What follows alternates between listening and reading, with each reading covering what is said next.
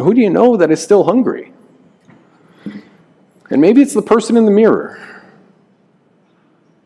I'll skip all the stats on that. That'll be for another rant, I'm sure. I'm sorry.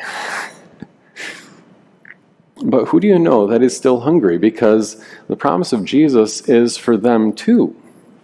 And this promise isn't predicated on, making sure that we all think the same way and making sure that that we just need more time together and making sure we've got the best image and the best graphics and the best communication and all those things. The promise of God is based on the fact that the Son of God builds his church by feeding his people.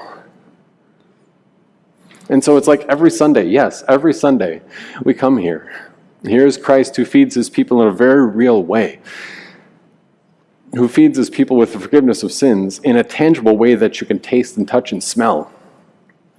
And also in the intangible way, where even that simple message, that for the sake of Jesus Christ who raised himself from the dead, your sin is forgiven, no matter how you feel about it. That the guilt is gone, the shame has been washed away, and even if you thought there was something God couldn't handle, you'd be absolutely wrong, because he handled your sin and mine.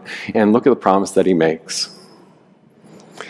Anyone may eat of it and not die.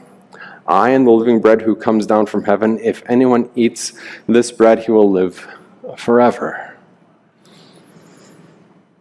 And that's the mystery.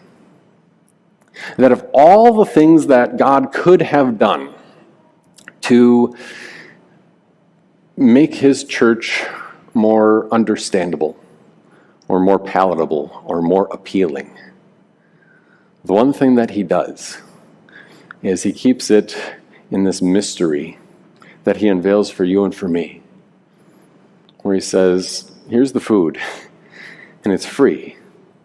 This is food for your soul. This is food that nourishes you now until life forever.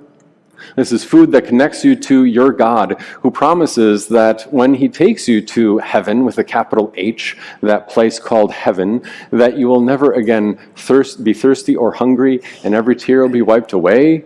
And he says all those blessings are found here in the gospel.